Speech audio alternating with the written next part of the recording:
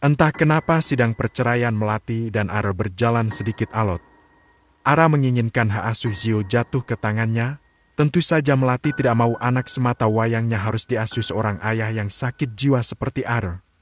Hati Melati gelisah, wanita ini hanya bisa pasrah apalagi pengacara yang dikirim Ara sangat pandai berbicara dan memutarbalikkan fakta. Bimarni yang melihat Melati merasa sangat iba. "Melati, cobalah kamu minta tolong sama Mas Bagas. Pasti dia akan membantu kamu untuk menyelesaikan masalah ini. Mas Bagas sudah banyak membantu aku dan Zio. Aku merasa tidak enak hati jika harus merepotkan Mas Bagas," ucap Melati. "Terkadang kita harus menebalkan muka untuk meminta tolong. Tidak masalah harus kehilangan suami, yang penting jangan kehilangan anak. Usaha aja dulu, hasilnya biar Tuhan yang menentukan." Melati hanya diam, apa yang dikatakan Bimarni ada benarnya juga. "Hari ini hari Minggu, pasti nanti siang Mas Bagas akan pulang. Kamu coba ngomong sama dia." "Iya, Bi. Terima kasih ya," ucap Melati yang sebenarnya merasa sangat gugup sekarang. Melati memperhatikan anaknya yang sedang main, andai bukan karena Zio sebagai kekuatan hidupnya, mungkin sudah sejak kemarin Melati akan mengakhiri hidupnya. Singkat cerita, tepat pukul 11 siang Bagas pulang. Atas dorongan dari Bimarni, wanita ini pun bergegas menemui Bagas di kamarnya. Melati berdiri di depan pintu kamar, wanita ini merasa sangat ragu untuk mengetuk pintu. Tapi, baru saja Melati mengangkat tangan untuk mengetuk pintu, Bagas lebih dulu membuka pintu. Pria ini mengangkat kedua alisnya lalu menatap Melati yang seperti orang bingung. "Ada apa?" tanya Bagas singkat. "Anu Mas, bisa kita bicara sebentar?"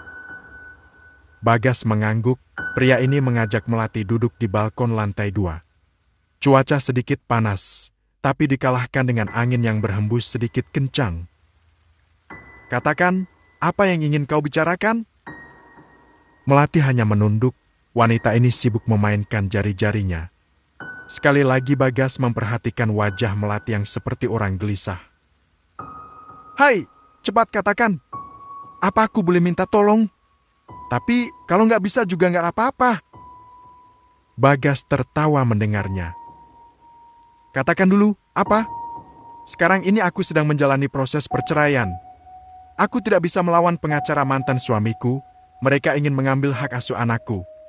Mas, boleh aku meminta tolong untuk mencarikan aku seorang pengacara? Mas Bagas bisa memotong gajiku per bulan sebagai bayarannya." Lagi dan lagi, Bagas memperhatikan wajah Melati. Entah kenapa laki-laki ini suka sekali memperhatikan wajah Melati yang sebenarnya sangat cantik hanya saja tidak terawat. "Temanku seorang pengacara, aku akan meminta bantuan kepada dia. Kapan kau ada sidang lagi?"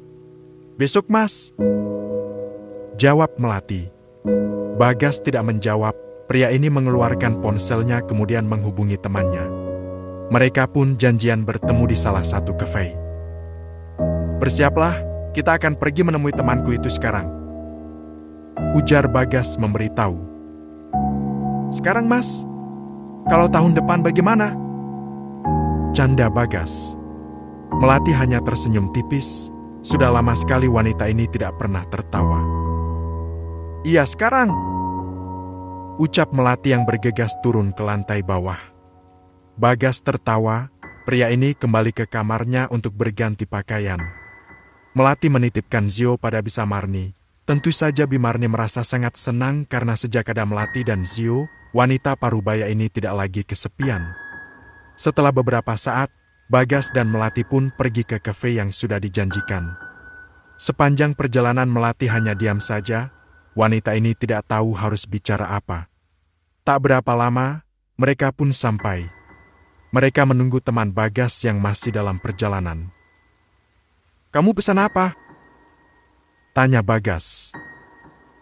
"Gak usah Mas," tolak Melati.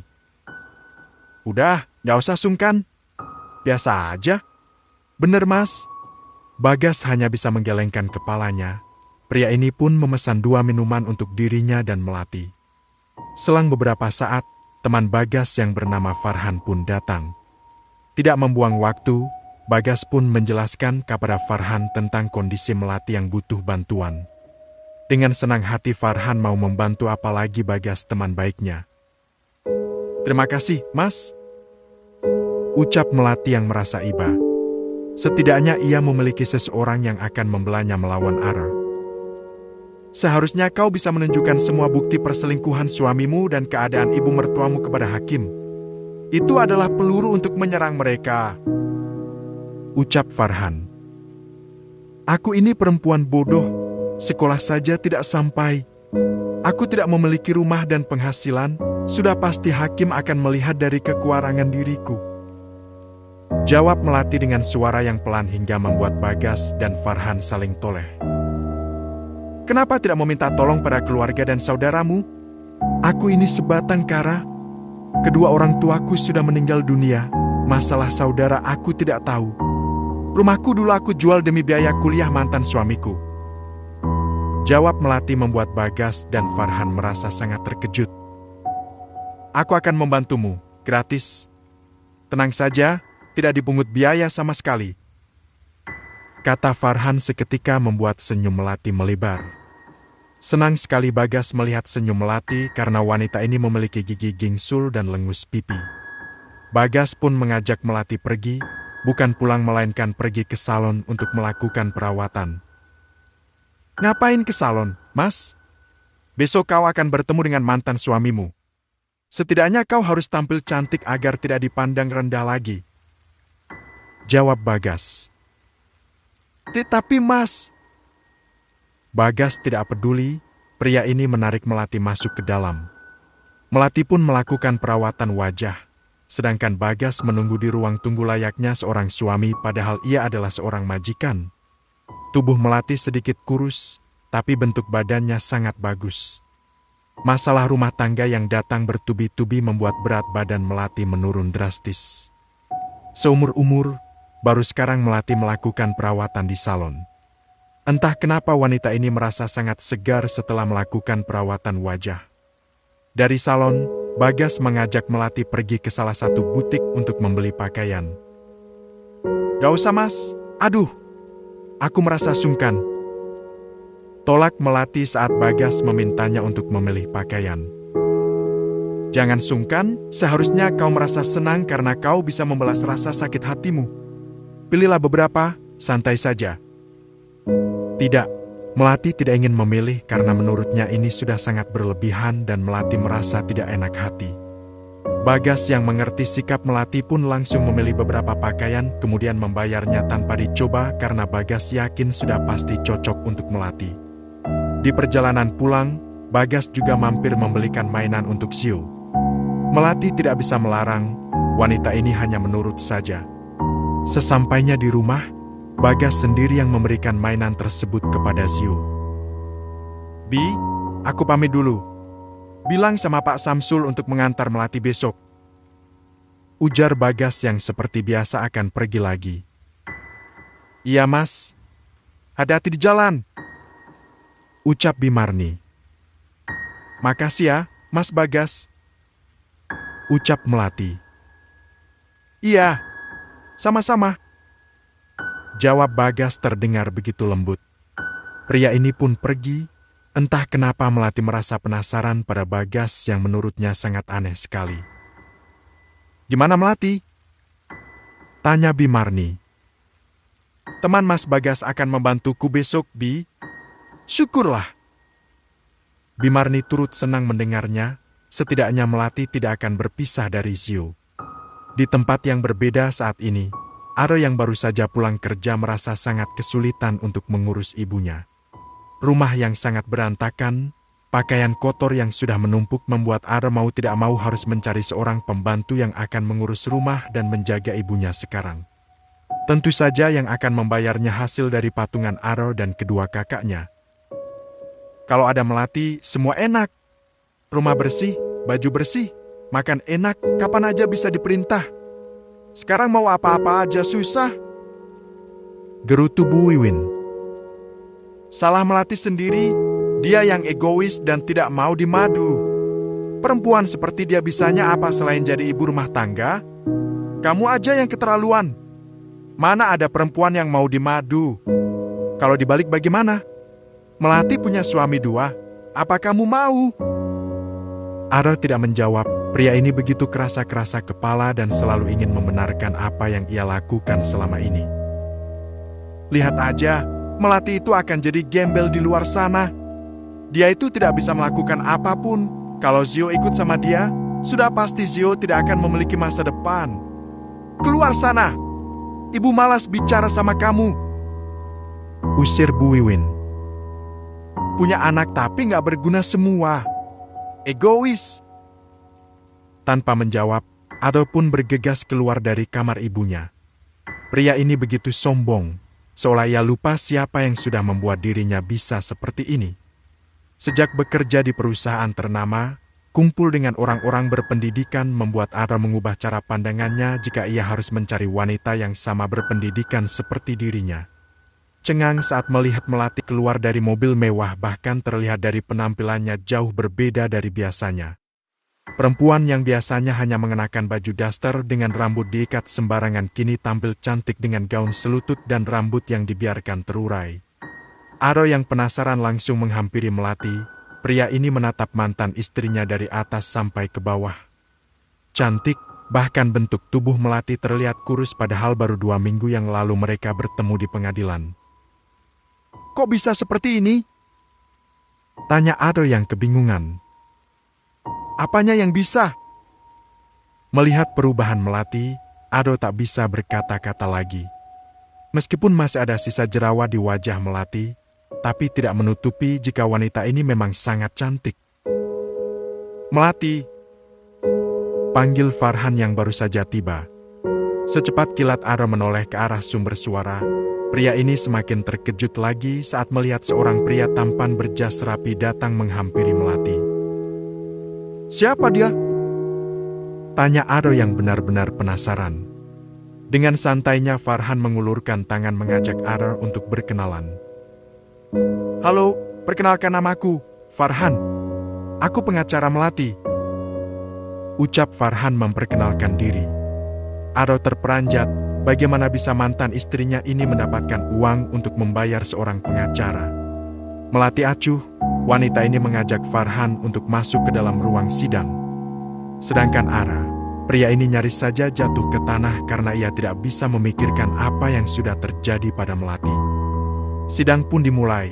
Perdebatan demi perdebatan terdengar cukup memanas dalam ruang sidang ini. Atas bantuan Farhan, akhirnya Melati memiliki keberanian untuk melawan Ara dan pengacaranya. Hingga pada akhirnya, hak asuh Zio jatuh ke tangan Melati. Wanita ini hanya bisa menangis. Tak hentinya Melati mengucapkan syukur karena anak semata wayangnya tidak akan berpisah dari dirinya. Melati, panggil Aro seraya menarik tangan Melati lalu membawanya ke tempat yang sedikit sepi. Melati berusaha melepaskan tangannya. Wanita ini merasa jijik disentuh oleh mantan suaminya. Apa? Tanya Melati singkat. Kenapa kau bisa seperti ini? Apa jangan-jangan kau menjual dirimu?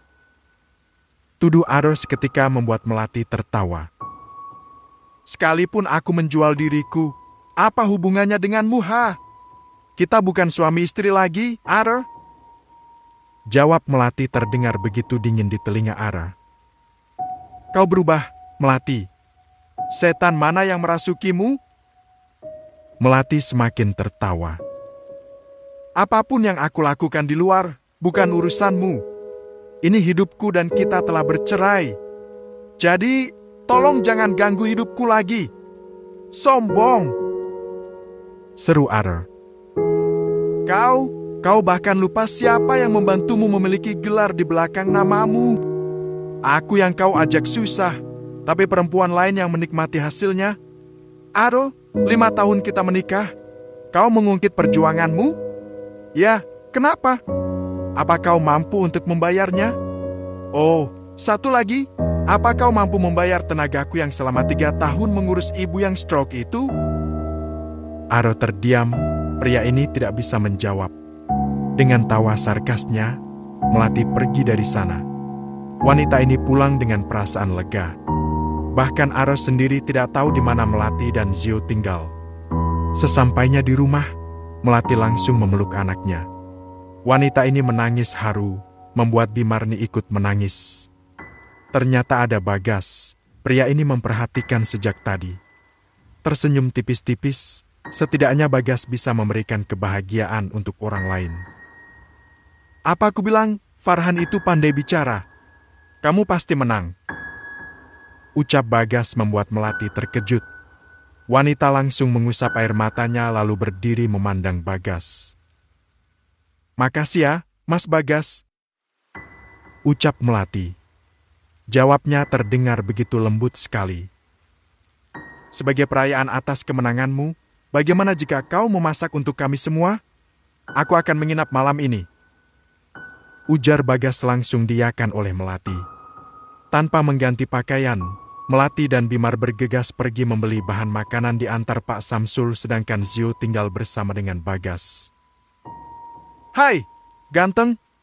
Kenapa diam saja? Kau tegur Bagas pada bocah ini. Zio sedih, Bunda selalu saja menangis.